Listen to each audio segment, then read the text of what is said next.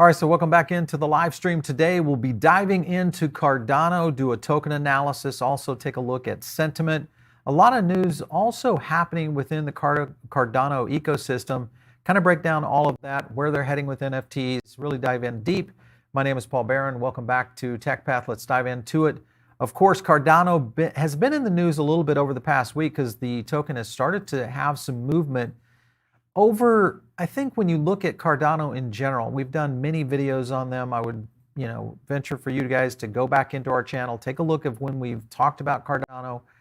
Total, transparency here. I don't hold Cardano any longer. Now, there were times when I was a big holder of Cardano. I did sell it, and it was at a time in which it had done some fairly good things, and I just felt like it was time for me to move on to some other tokens. Remember, these are, traditional, at least for traditional tactics for me, the way I approach certain kinds of altcoins. Some I look at long-term holds, and when I say long-term holds, meaning over a year, maybe looking at maybe 18 months. But in most cases on altcoins, my strategy has been looking for the potential rise in that token during a period of whatever time slot I have, and also kind of picturing in what kind of gains I'm looking for, and that's essentially when I look at maybe trading out of those. So just to kind of give that as a precursor, because there's some tokens that I do hold, medium to long term, and I'll mention those towards the end of the show, just to give you guys kind of a look. But when you look at Cardano, maybe this is one that at the current price is one that maybe I should take a look at re-entering. One of the reasons is Cardano records a 13% spike in total value stake amid their ecosystem inflows. And there's a lot of data that kind of supports what they're talking about here. Their TVL, of course, you can kind of see how it's growing right here. And it's continued to increase. And this is, there's a couple of factors that could be flowing into this. There are some people that are looking at Cardano as just recent, just because of the DApp ecosystem and the ecosystem in general that's being built around Cardano. And I want to showcase this. The network has seen significant increase in inflows into its ecosystem, resulting in a spike in TVL, which we talked about there, stands at 272 million. And if you look at the projects listing right here, 500 projects building on Cardano right now. So this system is one that continuously is exploding. Now, the one that to me is most interesting is this green bar section right here in the chart, which is NFT collections. 34% right now. You've got incubators and launch pads.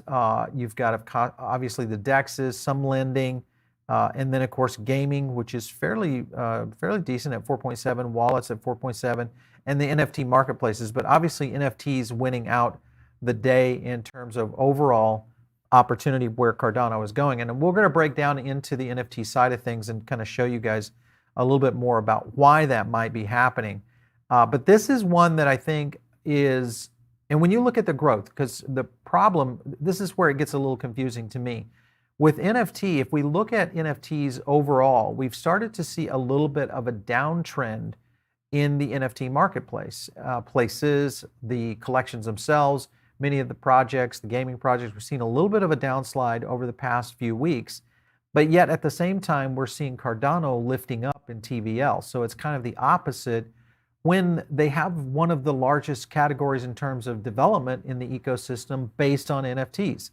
So it's a little bit perplexing as to how and why this might be happening for total value locked. It also could be the whole point around price, which is another factor. And I want to jump to the price. Let me just kind of go in real quick on that.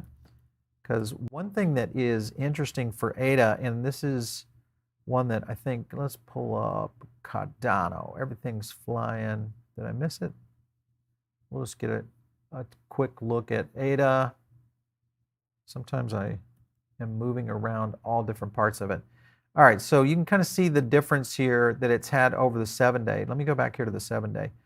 And you can kind of see right here, under 80 cents, 79 cents right here. It's been flying up the charts, had a little bit of a stall right here on the 18th, and then a little spike, a little dip at the 88-cent mark, and then now here we are again trading at 91 cents. So again, going back in and looking at pricing and how activity, because if you look at the all-time on this, you can kind of see Cardano back when, remember when it was 13 cents? That was pretty amazing. And then you had that spike right here, which was 2021. That was in May, and then we saw the downturn, and then the late run in the August up to almost $3. This is about when I started selling my Cardano and started repositioning into some other projects. And of course, we've seen a big fallout. Now, again, this is now priced below what we were seeing back here in February of last year. So over a year ago, Cardano is now underperforming. So is this a time in which you would reinvest in Cardano? For long-term holders, probably it's one of those things that you just don't do, maybe because you've got such a stack or a bag with Cardano right now. It's just something that maybe you might continue to dollar cost average in. I'd love to get your feedback. Are you reinvesting in Cardano when it gets in this 90-cent range and below? Or is it one of these projects that you're just going to hold, you're going to wait for your opportunity and trade out of it? I'm just kind of curious of how you guys are doing overall. But if you look at their just the last 24 hours, transaction volume 4 times higher than Bitcoin at 68 billion, which is pretty insane. Continued its upward march over the past 7 days. We talked about here at press time on this one, 24-hour USD transaction, 68.76 billion, which is 4 times the rate of what Bitcoin's 15.9 billion. So again, are we looking at potential manipulation on pricing here, where with Cardano, whether it's whales or institutional, what is moving the token? All these kind of things that are really kind of flying in the face of where pricing across some of the other areas of, especially altcoins, because we've seen a lot of movement in that space. We just updated our CPI numbers, which we do every Monday, and Cardano ironically had an upward trend again, and we've seen a little bit of movement over, and it did have a little bit of a dip when it was down in the 70-cent range in terms of overall sentiment. But again, these are some of the factors that this is one of those surprise tokens to me, as opposed to, say, an Avalanche, which we called last week. We're looking at Avalanche saying, hey, the exit might be around 90 bucks if you're looking at a short term. And that was a trade I made this week, and I think I published that out on Twitter, of right before Avalanche was really moving up to the $90 range. Those are the types of times in which I would go ahead, exit a trade, and then look for another opportunity to jump back into a token or a project that I really like, such as an Avalanche. Maybe that's something that I should be looking at now with Cardano. So love to hear your input on this. But also, additionally, when you look at the NFT side, the DEX side, and just in general, the growth in terms of those partners, as I showed you, 500 different projects building on this. Cardano-based Ravendex is ready for its 4th exchange listing. This is set to release an NFT staking platform. There's several NFT staking platforms out there that really are flying in the Cardano sector. I'll show you one of them, today's sponsor, which is VyFi and VyFinance, and I'll show you that in a minute. But just in general, when you look at what's happening with Ravendex, they're a very fast growth project that's being built on Cardano's ecosystem. It's the Rave token. If you guys are in it, I'd love to kind of get your input as to whether or not you like it. It's one of the first decentralized exchanges that are created on Cardano's blockchain. It's also the first exchange to utilize the Alonzo hard fork. This goes back to the fall of last year that we were seeing a lot of implementation around Purple, the Alonzo hard fork, which was really kind of the evolution of what Cardano's ramp up was going to be. And that was kind of a little bit of a lackluster performance, I think, from Cardano, because I think so many people expected Cardano to do a Solana-like run, and it just never really came about. So very interesting to see this. Some of the things you can do, though, with Rave, users of the Rave NFT can hold at least 30,000 Rave in the same wallet and must stake at least 50 ADA in the Rave EP, which is the ISPO pool. More than 9 million in ADA have been staked in the pool so far, so not bad. Generally, it's a generating utility and value for the NFT project. Users can stake their NFTs for the following period. You can go 2, 4, 6, and then a year, and you can get up to 60% APY. That was pretty impressive overall. So I think in general, this is something that I'm continuing to watch, because these different types, especially when you get into NFT staking, I think these are very interesting in terms of how you can potentially do other things with a project like Cardano and the tokens to be able to generate some of that passive income. The other thing is this news right here, Charles Hoskinson, and this was back to my point, is saying Cardano's ADA will have the same performance as Solana. Now, this is where, I look at Cardano and the utility case of it. The infrastructure, even though it's built on Haskell, which is a completely different code set for what you're looking at in blockchain development versus something like Solidity, it's not that it's bad, it's just that you don't have and I was surprised when I saw the number of developers and dApps that are being built on it, but you don't have the typical roster of developers in that. Could that be something, if that was an easier product to build on, could it be somewhere in the range of 1,000 different projects out there? I don't know. I'm just kind of curious, but if you look at like Solana, several hundred to 1,000 different projects on Solana. We're seeing, obviously we've seen massive growth on Ethereum, but some of those bigger ones. And then we even started taking a look harder at Avalanche, also growing its dApp network and then you look at Phantom. I mean, Phantom has a huge ecosystem. So I think it all boils down to what is the factor that would help Cardano really move to essentially perform much like a Solana. I think what he's trying to say here, it's going to have the same type of performance over Solana by the end of 2022. And I think this is in terms of speed, maybe overall. Within a year, several hard forks will be integrated into Cardano to boost the performance, which is another factor. Solana ranks as a top performing blockchain, even though we have seen some congestion issues, but 60,000 transactions per second. Again, I don't know that we'll need to see those kind of transactions per second. I think the key here is making sure your networks don't go down when you get, stressed. That, and what I mean by stress, meaning whether it's a blockchain game or an NFT project that's rolling out on one of these, being able to not necessarily lose any kind of uptime for the network itself, because that I think is the biggest issue. But Cardano to achieve Solana-like performance. This year's all the updates coming that are massively improving the scalability and expressiveness of the system. So you have the same type of performance you're seeing from systems like Solana and Ethereum. And I think this is the thing that, Hoskinson has talked about this for quite some time, and he's really kind of leaned in on this early last year actually, prior to Cardano's run-up. He was really leaning in on the fact that we would see these kinds of development, but at the time, the timeline was much sooner.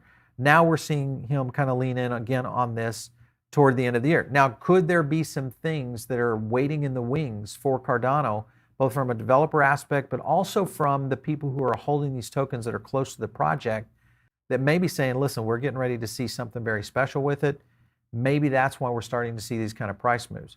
If you continue to look at their price analysts say that this could spike up to $1.25 before finding some resistance. So again, we're hovering right here around 90 cents.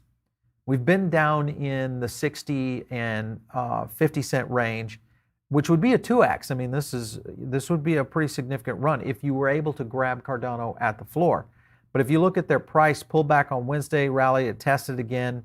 Oscillator support a strong responsive bullish bounce that could exceed the dollar rate. And I think that's going to be the key here as you start to see what's potentially going to happen here with Cardano. And back to their point here, and let me go to the 7-day here just to show you guys. This was really kind of the oscillation that they're talking about right here when it dipped down from the 91 cent range. We saw it fall back down to 86, went a little flat, and then right back up. So interesting movement, but we've seen this before after highs. Even if you look in the 3-month right here, when it kind of went through this valley and then peaked right here at $1.19, went through this valley, then came back up here at 97 cents. And then we're seeing this little one appear right here, which would be interesting to see if this can start to pull out, because Cardano does have a lot of potential upside, and still the volume for it and interest in it has been pretty significant. So it's not one of those tokens or projects that I would definitely count out. I'm just wondering as to when is the entry point. This may be an entry point. Now we're starting to see a little bit of movement. Question is, will this hang on? As I referred to earlier, our sponsor today is VyFinance. They are one of the NFT platforms that you can work with Cardano on and do staking. So if you haven't checked them out, you should check out VyFi.io. You'll be able to go and learn a little bit more about them. This is their staking or their NFT vaults, which is very similar to some other projects out there. But in general, what we're starting to see is a lot more of this happening from a staking side of things. And if you look at their white paper, I just wanted to kind of, whoa, too fast. Wanted to kind of just show you the advantages that it provides holder. Yeah, you can expect multiple new vaults opening up into the future. You'll also be able to lock partner up with new projects that are coming on. It also means the community will be able to access a range of projects before they launch. This is early access, this whole point. This is why they're going into the VyFi NFT Launchpad component. So this again gets back to ways in which you can use your Cardano to earn money. And if you look at some of the other things that are happening out there, look at Cardano from the, and if you guys have not visited this site, it's a good one. It's cnft.io, and this gives you kind of a rundown of all the different projects that are moving. Again, why Cardano is having such a good run with NFTs. Lots of NFT marketplaces starting to build on Cardano. And here's DeFi Llama. If you look at the TVL, we showed that earlier. Again, just really moving up. If you look at some of the projects here, this one, of course, is with VyFi. You see MiniSwap, Sunday Swap in there, and so many others. I think we're going to continue to see more and more of this. This is just the overall rankings. So you can kind of take a look at the 7-day volume right here. So you can see a lot of increases in some of these in some of these collections. Again, back to the whole point of where and why are we seeing so much growth in the NFT side of things for Cardano? And again, big value locked into Cardano right now. So a lot of holders are really in a position, what seems to be a more of a long-term position here. So it could be starting to play out in the markets itself. The other thing that was kind of curious to me was this, and that is back in January, there was the metaverse project Pavia. And this is one that was really based around land. Let me show you a little bit here about that project. According to its design, it had 100,000 land parcels issued. Each land parcels were minting in the non-fungible NFT, obviously being a Cardano-based program. And when you look at their current status of where the Pavia project is right now, I just want to go over here to the land sales. Right there, all of the land sales, 29,000 parcels sold out, land sale 2, 31,000, and then 40,000 right there, all sold out, land sales 1, 2, and 3. And this happened back in, in December and January. So again, when we start to see those kind of run-ups, and then you see their roadmap, which has some pretty interesting things happening right here in Q1 and Q2. This is landowner snapshot is coming. Also, the smart contracts are coming in Q2. This is some of the things that I'm interested in seeing how these projects start to reveal how they're utilizing Cardano in maybe a bigger way. Maybe there's getting ready to be some big project launches within the ecosystem, which could be kind of what we're seeing right here on a front run on Cardano's price. But I'd love to get your feedback on how those things are running. And then I want to take a look at sentiment, because this is another one that really flows into Cardano in general. And then we'll get to some questions here, but I just want to take a look here. Let me zoom up on that. All right, so over time, and again, with our CPI, this is our regular crypto power index. We do these on the top 10 tokens by market cap, and then we will give you both amplification and sentiment data over a period of time. So you can see this running back all the way back into January. And back here in January, 74 was the overall market sentiment. You had Cardano holding up there at 72, which was not bad. 73 overperformance right there. And then we started to see the dip down. Sentiment 71, then to 70, and then a little bit of a rise. And then right here was its annual high, at least for the year, on the 21st of February at 74.65. And amplification started overperforming. And that was when we saw the movement in Cardano really start to take off, zipping back down. And then here we are again right now, which is the period of time that we've been talking about, is this over this last 7 days where you've seen amplification and sentiment both rising back into the 70s and 71.37 against what we're seeing in the overall. So what does that tell me? So that's one of the things that people will ask often is, how do you read against these? And the best way that I kind of reference these when I'm looking at sentiment data is if I can see movement in the sentiment data as it pertains to the price chart, then that's when I'm starting to pay attention. And typically what happens is sentiment will, especially amplification will start to either get very close to the same score as sentiment, but when it flips it, meaning goes above it, then we start to see price action or volume action because it's generating a lot of chatter in the social sphere. And essentially, when you look at what's happening overall around just what's happening in crypto Twitter alone, that's how a lot of tokens, if you saw the rise of Ape token last week, those are the kind of things that will happen with these projects as they get a lot of news. They'll get, maybe there's some initial whale buys that usually cause a little bit of ripples. And then maybe you got something coming out from the project itself on Twitter. That usually starts to move things around. You compile all of those and then you see what the sentiment data is starting to flow in on. And if my amplification level starts to go above sentiment, that's when I'm interested in a potential trade, because it usually means that we're going to see a little bit of movement. This is what happened with Avalanche last week. And let me kind of show you AVAX right here. This was a little bit of an example. And AVAX is a little bit less volatile over the period of time that we've seen it. But if you'll notice that AVAX kind of held strong right here, even though we saw a big overall market dip back here in the first week of March. Then we started to see a little bit of stabilization. But AVAX, of course, was this right here was when we started to see the movement. And again, sentiment and amplification started to get very tight. Remember, these things are a little bit looser. Here's where AMP was overscoring back here in end of February. And that was when AVAX started to see a bit of a climb right here. Same kind of scenario. And then, of course, Avalanche hit $90 over the weekend. That was a sale point for me. It was where I was looking at it. So when I look at tokens, especially in the top 100, typically what I'm looking at is historical performance. As long as they are somewhat stable, and especially above and ranking anything above what's happening in the overall. So if you look at Avalanche right here, it's been scoring above that white line pretty much for the last 3 months right here, except for this month right here, or the beginning of January, which it had underscores, but pretty much everything beyond and since then, Avalanche has been scoring well. So that's a good reason and a good indicator for me to stay with a project and look at it. Maybe it's a phantom, or maybe I'm looking, Ethereum kind of has a little bit of that as well.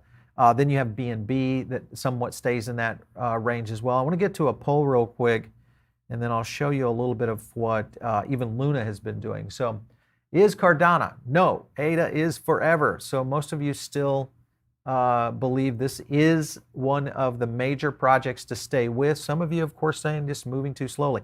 I'm kind of in the middle there with the camp, in the sense that I look at the overall project and I just see so many opportunities.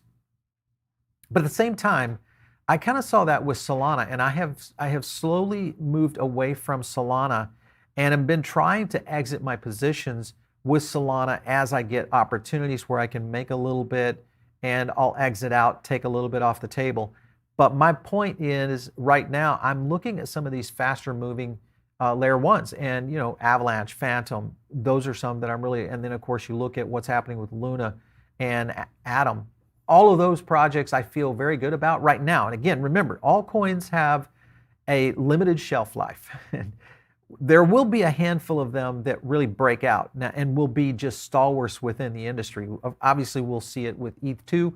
ETH is starting to do some things that is very interesting because of the releases they've been able to achieve in a lot of the next evolution of where ETH2 is going to be going. So I think that in itself. Luna, of course, just the amount of faith that Do Kwon has put into that project. I continue to see a lot happening with what's happening there. And this goes back to my whole point of Solana. Let me just show you this chart right here on Solana. This is where I feel like Cardano is heading, and that is to where we see a lot of sentiment flying, but amplification just not performing in line with sentiment.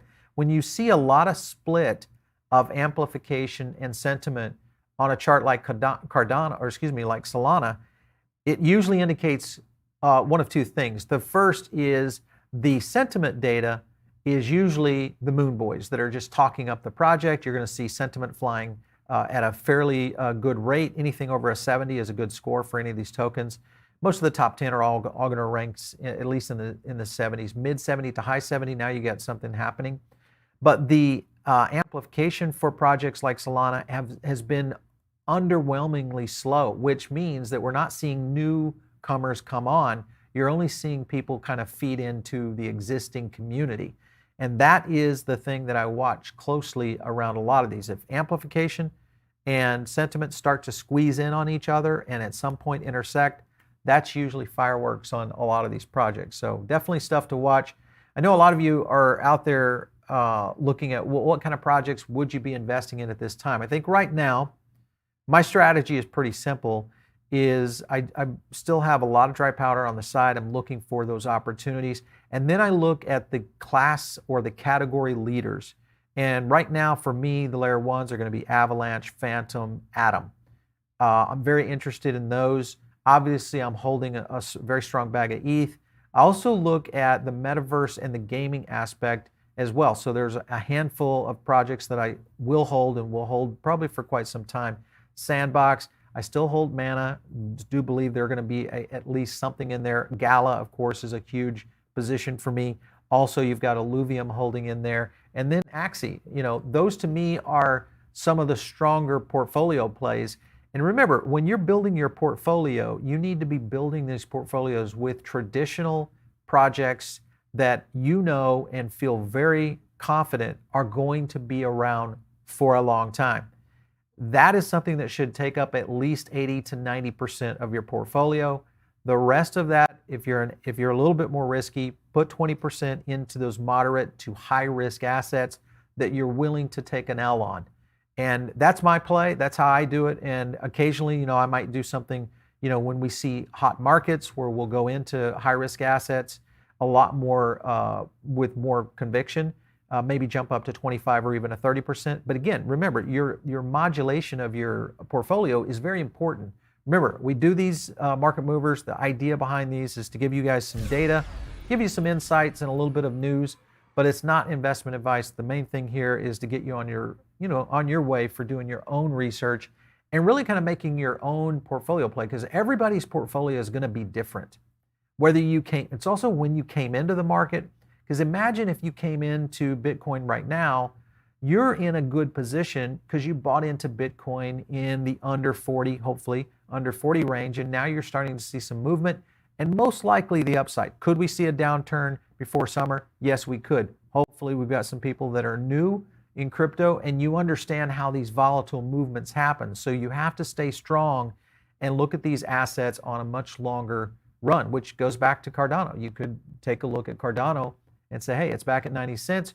Could we see it going back to $3 by the end of the year? That would be an interesting one to run. All right, now you guys got a lot of questions, so we're going to get into some of those, try to answer as many as we can. All right, so Immutable X, last 3 days were great to me. I think it's been about time for Immutable X, but again, Immutable is just one of those projects that has the right kind of partnerships in place. Again, it's one of those that I would call not long-term, but I'm very confident in what Immutable X is going to do. Just their partnerships and their connections and what they're trying to do as a platform, very, very confident in where that's going. Let's see here. Smooth Matt. I invest in projects where the founders are like Steve Jobs or Elon Musk. Man, there's not very many of those. And Charles has a deeper sense of humanity. Listen, I like Charles as an individual. I think he is one of those guys that is for the people. And if you are, and look at it that way, okay, there's nothing wrong with it. The other thing, though, is I'm an investor. And as much as I like certain projects, I may not like their founders, and I may not like the way they do things within it. But if the project itself has better legs and it has an overall infrastructure that I like, then I'm still going to invest in them. I don't have to believe that founder is going to be the win-all, be-all. And the other thing about that is in the crypto space, as we have seen with Phantom, you get a lot of drama out there with what happened with Andre and how he left the project and everybody thought that, Phantom was going to fall down. Those kind of things, that's where you have to lean in on the project itself and really understand if you're behind it or you're not behind it, or you're simply a fair-weathered fan and you're following the leader kind of thing. So some of these, now I don't say that, listen, if a Do Kwon said, hey, I'm stepping down from Luna, that would be a problem. Because now you're stepping up into the big leagues. I don't know that I'd put Charles Hoskinson at a Do Kwon level, or maybe, a Gavin level, or even a Vitalik level. But he's definitely one of the top minds out there in blockchain. Rodney, is Polkadot dead? Man, this is just one of those projects that it just looks so good. And if you look at what Kusama and Polkadot and the whole aspect of what the infrastructure and just the dApps that are being built on these platforms, it should be so much more ahead of where it is right now. I just cannot figure this one out. It's been up, it's been down, but it has never broke out. And that's the other thing that's kind of unique about Polkadot, which is probably due for another analysis and kind of an update on where the parachains are going on that. Mr. Dotska, okay, well, let's see, I don't want to lose it. What are your Monday top 20 videos? I haven't seen one in a few weeks. Listen, we got a bunch of new videos out there. We did an interview with the Phantom, one of the Phantom leads, their CEO. That's a good video to watch if you're into understand what's happening in the Phantom ecosystem. If you're into metaverse, watch the video with Sarah Buxton from Gala Music. Fantastic. If you understand metaverse and what the future is going to be doing and how artists are going to play into this, big one there. We had a good one with Audius. Go back and look at that one. And then recently, just check out some of our XRP videos, because they are really leaning into where XRP is going for sure. So lots of good stuff. Paul, 2022 growth, AVAX or Luna? Man, that's going to be a tough one. I'm still a big AVAX lover. I sold half my position when it hit $90 this weekend, exited, put the cash on the sideline, and I'm waiting for basically a swing trade for AVAX to maybe hit 70 or 60 again. I'll come right back in. But I look at Avalanche, I may not get many more chances like that with Avalanche, because their ecosystem is growing too fast. And once they really get their legs under them on NFTs and gaming, then Avalanche is going to be dangerous. I think at that point, that project could go well above $100 and stay there, and we may never see it again under $100. KPN 5000, opinion on WaxP. Well, that's another video you should watch, is the WaxP protocol with Mr. Quigley. It was a very interesting interview. Watch it if you are into NFTs and the whole ecosystem around digital collectibles. It's a big one. Check that one out there. I'm going to run down some of these right here. Let's go with PalmG86. James at InvestAdder says that AVAX is deflationary. Listen, I like James. He and I think we differ on AVAX and Solana. He's a big Solana fan. I'm kind of a moderate Solana fan. I'm a big AVAX fan. He's a moderate AVAX fan. So I would say that about there. Jose, your thoughts on Ape or GMT or both? I like Ape. ApeCoin is one I think is going to be around a long time. You just look at Yuga Labs. These guys this is a for real deal. These guys are going to change the way we think about IP, and could be something very special in the making. I'd be very close and watch this project. If anything, just watch what Yuga Lab gets into, because they're going to get into some gaming. You're going to see some more NFT projects, and then of course the coin itself, if you'd like to go that way.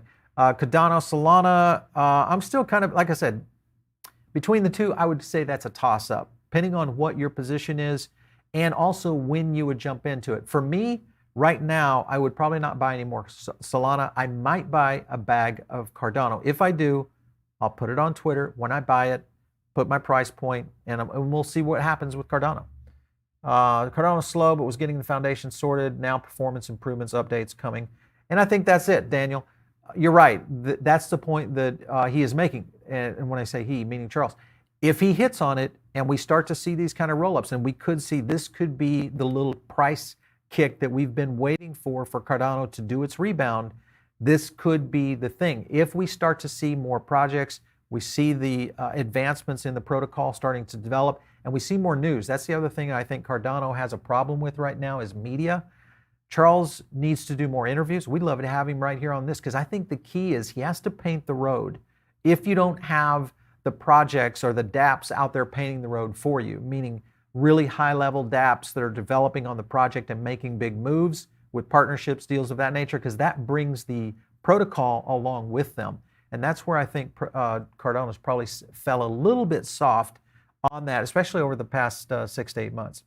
Anyway, you guys love giving us, I love all the feedback. And again, thanks so much for all the questions. Make sure and drop them in the comments below. If you are watching this after the live stream, we love to kind of keep in touch with everything you guys are interested in. If you're over on the podcast, we do this podcast, TechPath Crypto, all the time. Give us some stars and some likes over there because we love to get your feedback. But if you are looking for the charts and a little bit more of the in-depth breakdowns, you've got to do that over here on YouTube. It's the best place. Just search Paul Barron Network. You'll find all of our channels. Make sure and subscribe, like a few videos. You'll get into the swing of things. Maybe if you're new to crypto, this is the place that hopefully can help you get your gateway drug into understanding what's happening in this space around Web3. Gaming, we have Metaverse Insider, which is our new Metaverse NFT and gaming show. Lots happening over there as well. If you want to hit me up out on Twitter, it is @Paul Barron. We'll catch you next time right here on TechPath.